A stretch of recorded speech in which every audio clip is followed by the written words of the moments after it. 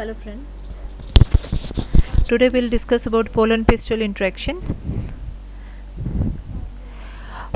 Pollen pistil interaction में जो pollens हैं, the recognition of compatible pollen, it is the interaction between chemical components of pollen and those of stigma. तो stigma के surface के ऊपर क्या chemical component है और pollen के surface के ऊपर क्या chemical component है, उनके बीच में जो interaction होता है उसके through pollen pistil interaction होता है. ये जो पोलन पिस्टल इंट्रैक्शन है यही फिर रेगुलेट करता है कि जो पोलन ग्रेन जो लैंड हुआ है on the surface of stigma whether it will germinate on that surface और not. So the germination of pollen grain, it is ensured through the pollen pistil interaction. Once it is established that the pollen which landed over the surface of stigma is compatible one, then that pollen start its germination. And this germination is stimulated by certain secretions of stigma. जो intine है pollen grain की, it grows out from one of the germ pore और जो content है वो भी उसमें move करना शुरू कर देता है into the pollen tube and having vegetative and generative cells. Pollen grain जो है, the wall of pollen grain, it has outer exine and inner intine. Exine जो है, it is derived from sporophytic tissue which is called as septum, and exine it's made up of sporopollen. जो cavities होते हैं which is present in exine layer, it's filled with enzymes, glycoprotein, lipid and certain allergens, all derived from septum. So this chemical carries some specific sporophytic recognition factor. Similarly, intine consists of some chemical compounds like pectin, cellulose, proteins all derived from vegetative cell of male gametophyte, and those are gametophytic in origin. So जो intine है which is the inner layer of pollen grain, it is gametophytic in origin, whereas exine is sporophytic in origin. That is, it is derived from mother part of the body. As far as stigma is concerned, the stigmatic surface that receive pollen grain, it wears elongated papilla. उसमें elongated papilla होते हैं as it is shown in the diagram. So that type of structure is present on the surface of stigma. Dry stigma में जो papillae होते हैं दे free from any exudate, लेकिन जो wait type का स्टिग्मा है it have receptive surface which is covered with exudate.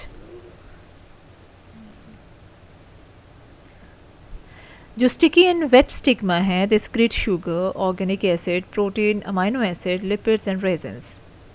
जो papillae है ड्राई स्टिग्मा के they possess hydrated layer of protein, carbohydrates and lipids over its cuticle called pellicle. pellicle के ऊपर एक लेयर आती है जो कि इन सारे सब्सटेंसेस से बनी होती है, और ये जो केमिकल्स होते हैं ये सारे स्पोरोफाइटिक इन ओरिजिन होते हैं, दैट इज़ वो मदर बॉडी से डिराइव्ड होते हैं.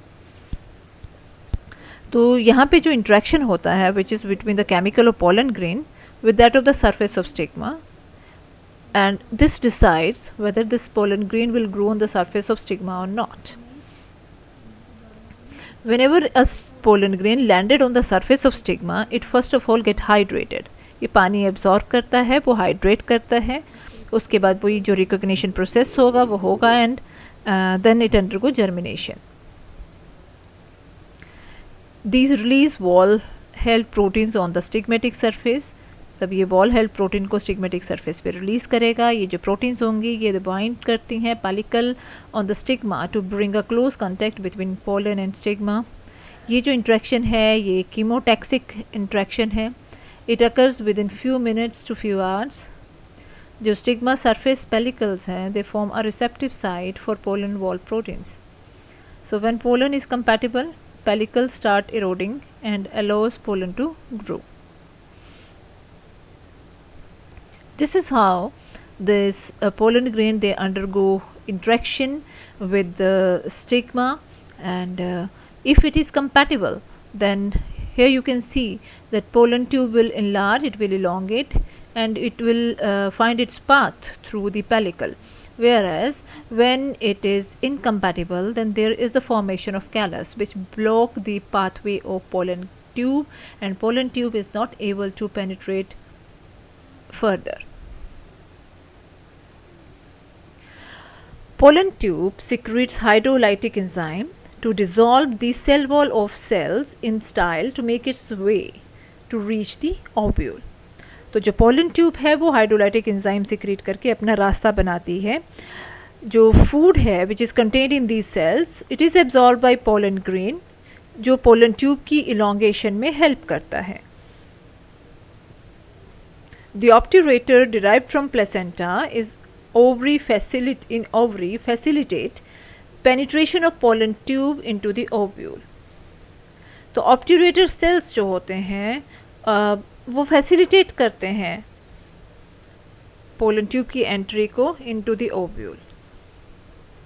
It forms a bridge of pollen tube to approach the ovule.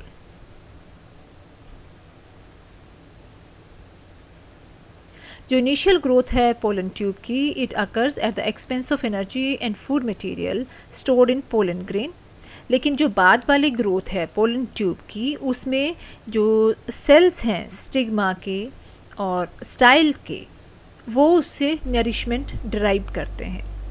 Pollen tube different type के हाइड्रोलाइटिक एंजाइम सिक्रेट करती है, जिसमें आता है पैक्टिनेज, क्यूटिनेज और दूसरे हाइड्रोलाइटिक एंजाइम्स जो कि सेल्स को और उनके मटेरियल्स को, उनके कंटेंट को, सेल वॉल को हाइड्रोलाइज करके उनको न्यूट्रिएंट्स में कन्वर्ट करके एब्जॉर्ब कर लेता है. Pollen tube, it grows chemotropically into the style due to a concentration gradient of calcium, boron, inositol, sugar complex. तो जो मूवमेंट है पोलन ट्यूब की वो कीमोट्रोपिकल होती है. Calcium in pistil, it regulates the rate of germination of pollen grain and direction of pollen tube growth. तो जो pistil है उसमें जो कैल्शियम है वो पोलन ग्रेन के जर्मिनेशन के रेट को भी रेगुलेट करती है और पोलन ट्यूब किस डायरेक्शन में ग्रो करेगी ये भी रेगुलेट करती है. बोरोन जो है which is present in pollen tube, it also control growth of pollen grain on stigma. तो स्टिग्मा के ऊपर पोलन ग्रेन की ग्रोथ कैसे होगी, उसमें बोरोन जो है it also play a role. Thus, there is an interaction between the chemicals in the wall of pollen grain and in the pollen tube, those present on the surface of stigma, in style, ovary, and that determine the compatibility of pollen grain to regulate their germination. So, जो भी chemical, जो भी proteins present होती हैं pollen grain के surface के ऊपर, stigma के सरफेस के ऊपर, स्टाइल के सरफेस के ऊपर और ओव्यूल में, उन सब के बीच में इंट्रैक्शन होता है. In self incompatibility mating pollen grain जो है they carry certain factors in their exine which produce rejection response in stigmatic surface. Thank you.